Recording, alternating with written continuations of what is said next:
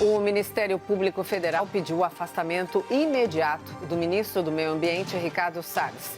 Para os procuradores, as ações do ministro configuram a desestruturação da proteção ao meio ambiente, principalmente à Amazônia. E há também pressão internacional. O vice-presidente Hamilton Mourão, que comanda o Conselho da Amazônia, afirmou que investidores estrangeiros querem uma redução do desmatamento. O tema de hoje é: o apoio internacional pode melhorar a política do meio ambiente no Brasil?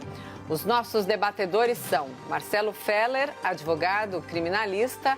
Olá, Marcelo, bem-vindo, boa noite. Olá, Mona Lisa, boa noite, Caio, boa noite a todos os telespectadores da CNN. E Caio Coppola, bacharel em Direito, comentarista político. Boa noite, Caio. Boa noite, Mona Lisa, boa noite, doutor Marcelo, boa noite ao espectador da CNN. Começamos com você, Caio, suas primeiras considerações, então, por favor. Bom, naturalmente eu vou começar desejando aí as boas-vindas ao Dr. Marcelo Feller. É sempre um prazer debater com expoentes, com jovens expoentes aí da advocacia criminal. Bom, a questão proposta hoje ela é de fácil resposta, né? Claro que o apoio internacional pode ajudar o Brasil nas suas políticas relacionadas ao meio ambiente, né? Especialmente com recursos financeiros, que são fundamentais para assegurar a manutenção da nossa vegetação nativa preservada, que ocupa aí 2/3 do território nacional. O que coloca, inclusive, o Brasil na liderança mundial da conservação ambiental. Então, para efeito de comparação, já trouxe esse dado aqui, a União Europeia ela mantém intocada apenas 25% da sua cobertura vegetal. Outro dado interessante, só 9% da matriz energética europeia é de fontes limpas e renováveis. Então, você tem aí outros 14% de energia nuclear e 77% de combustíveis fósseis altamente poluentes, petróleo, gás, carvão. Já o Brasil tem 83% da sua matriz elétrica originada de fontes renováveis. A gente está falando o quê? Energia hidrelétrica, tem eólica também, biomassa, biogás e energia solar. Então, é fundamental ter esses números em mente na hora de avaliar a real consistência das críticas que a comunidade internacional e a imprensa enviesada lançam contra o Brasil. Porque, ao contrário da narrativa ambientalista mais radicalizada, uma análise desapaixonada dos fatos comprova que o Brasil é referência em energia limpa e preservação ambiental, sob qualquer ótica. Pessoal, a gente está falando de 630 milhões de hectares de área conservada. Sabe? Dava para colocar 43 países europeus nesse espaço. E claro que para administrar uma área tão extensa, toda ajuda é bem-vinda. Mas a colaboração de outros países ela deve ser sempre observada à luz daquele ensinamento usualmente atribuído ao diplomata e político francês Talleyrand, né? As nações não têm amigos, as nações têm interesses. E é com base nesses interesses, de natureza econômica, de natureza geopolítica, que as grandes potências atuam no cenário internacional. E aqui tem 2 pontos muito importantes para a gente considerar. Primeiro, a dificuldade dos mercados estrangeiros, né, de concorrerem em pé de igualdade com o agronegócio brasileiro. E segundo, as riquezas naturais da Amazônia, especialmente os recursos hídricos e os recursos minerais. Isso tem um potencial econômico incalculável e faz crescer os olhos mesmo daquelas nações chamadas nações amigas, né, do mundo desenvolvido, que, vale lembrar, tem sim DNA colonialista, imperialista e por aí vai.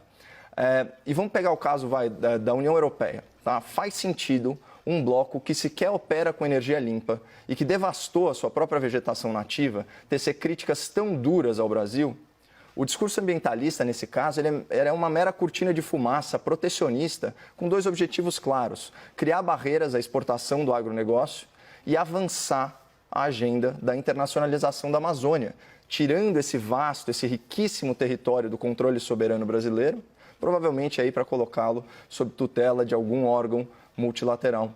Por isso, as restrições sanitárias abusivas, por isso a delonga na assinatura do acordo entre União Europeia e Mercosul, por isso a falácia da Amazônia em chamas, lembra disso em 2019? Mesmo com as queimadas e os desmatamentos dentro de uma média histórica. E aqui não se trata, pelo amor de Deus, de negar os problemas ambientais, mas sim de dimensioná-los proporcionalmente. A Europa e o mundo desenvolvido, grandes poluentes do globo, poderiam fazer muito pela preservação da natureza no Brasil. Vamos pegar aí o exemplo do Acordo de Paris, que coordena os esforços mundiais para a redução de emissões de gases de efeito estufa. E também o Protocolo de Quioto, que estabeleceu as regras para o comércio internacional de emissões, o tal mercado do carbono. Por que os países europeus não compram nossos créditos de carbono? Né? Sendo que nós temos aí a maior floresta tropical do mundo. Por que será? Vamos falar de um outro incentivo, dessa vez criado no âmbito das Nações Unidas e voltado a países em desenvolvimento, que é o RDD+. Essa sigla, ela sintetiza ações de redução de emissões que são provenientes de desmatamento e degradação florestal. O mais da sigla, ele diz respeito à conservação e aumento dos estoques de carbono florestal e ao manejo sustentável das florestas. Então, os cálculos do Ministério do Meio Ambiente, com base em políticas desenvolvidas pelo país ao longo de vários anos, sugerem que o Brasil é titular de um crédito ou de uma compensação de dezenas de bilhões de dólares. Então, percebam que o mundo, mas principalmente a Europa, está em falta com o nosso país na hora de pagar a conta multibilionária da poluição global que eles causaram e ainda causam. Mas o que vira notícia? É a suspensão dos cerca de 100 milhões de dólares anuais do Fundo Amazônia, que tem como principais doadores os governos da Alemanha e da Noruega. Mas a Alemanha e Noruega são doadores atípicos, por assim dizer, porque eles desejam ter ingerência na alocação desses recursos, inclusive financiando ONGs que atuam desalinhadas com o governo de turno, que quer a gente goste ou não, foi democraticamente eleito.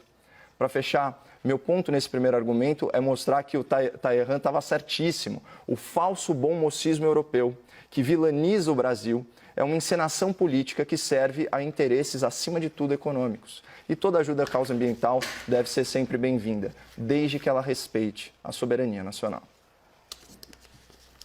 Marcelo, vamos então para as suas primeiras considerações, por favor. Em primeiro lugar, Mona Lisa, é uma honra para mim compor essa bancada, esse lugar que já foi, né, que ainda é ocupado pelo meu amigo Tiago Anastácio, já foi ocupado aqui pelo Augusto de Arruda Botelho e a Gabriela Prioli. Fica aqui a homenagem a eles, a minha homenagem a eles.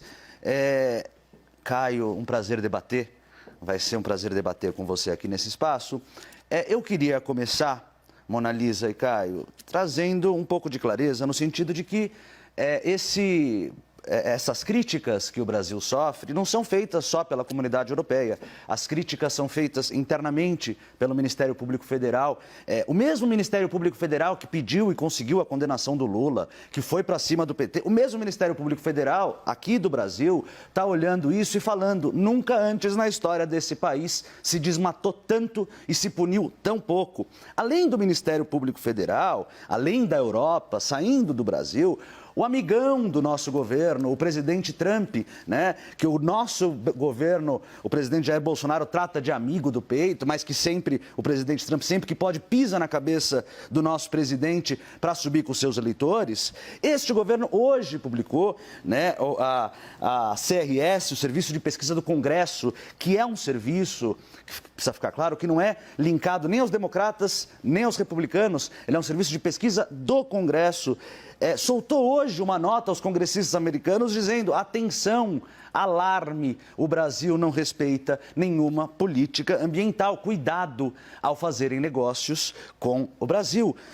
O Ministério Público, na ação de improbidade que entrou essa semana contra o ministro Ricardo Salles, do Meio Ambiente, diz, a ação faz críticas a políticas anteriores de outras gestões, mas diz, eu abro aspas, que apesar de variações no grau de implementação de direitos das outras gestões, dos outros governos, as sucessivas gestões do Ministério do Meio Ambiente jamais se dedicaram a desestruturar ou minar as políticas de Estado voltadas à proteção ambiental, mas sim a aperfeiçoá-las ou incrementá-las. E segue o Ministério Público Federal dizendo que, por meio de ações, omissões, práticas e discursos, o ministro do Meio Ambiente promove a desestruturação de políticas ambientais e esvaziamento de preceitos legais. É bonito, é chamativo o discurso de que as potências europeias estão atrás da riqueza brasileira, ele pode convencer, mas o Brasil, o Caio falou aqui do Acordo de Paris, já antes, o Acordo de Copenhague, em 2009, o Brasil, telespectadores da CNN, se comprometeu, e isso é lei brasileira, tá? Isso foi incorporado no Brasil pela lei 12.187. O Brasil se comprometeu a reduzir 80% dos índices anuais de desmatamento da Amazônia em relação à média verificada entre 96 e 2005 até 2020. Ou seja, os compromissos que o Brasil firmou perante a comunidade internacional são a redução é até 80% para este ano, 2020. E o que a gente está vendo na prática, e aqui isso não é opinião, isso não é discurso, isso não é o que eu acho. A gente está vendo, Mona Lisa e Caio, a gente está vendo de 2018 para 2019, a gente teve um crescimento de quase 50% do desmatamento. Então a gente tinha que reduzir, a gente está aumentando. Aumentou em quase 50% de 2018 para 2019. Aí você pensa, bom, mas então a gente está punindo essas pessoas? Não. Apesar do recorde histórico de aumento de desmatamento, de cortar mais árvores, fazer mais queimadas, isso aumenta e as punições nunca estiveram tão baixas. Nunca. São dois recordes históricos. De um lado, nunca se desmatou tanto. De outro, nunca se puniu tão pouco.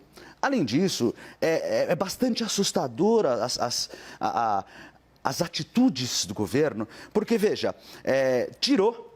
Hoje em dia, quem tem o poder de conceder florestas públicas não é mais o Ministério do Meio Ambiente. Tiraram isso e passaram para o Ministério da Agricultura, Pecuária e Abastecimento. Ou seja, não se preocupa mais com a questão ambiental ao se decidir se vai se conceder a utilização de florestas públicas ou não. O plano anual de outorga florestal deste ano prevê a concessão de área superior, esse dado me parece alarmante, o Caio falou aqui em 43 países europeus, né? Áreas do tamanho de 43 países europeus. O plano de outorga florestal de 2020 estima a concessão no ano de uma área superior a 50 vezes a cidade de São Paulo. Cidade de São Paulo que é maior que muitos países europeus. Para piorar, coloca uma mordaça institucional, tá?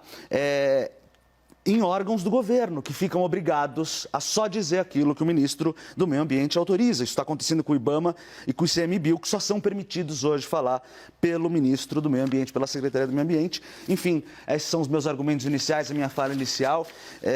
Que tenhamos, Caio, um bom debate. Então...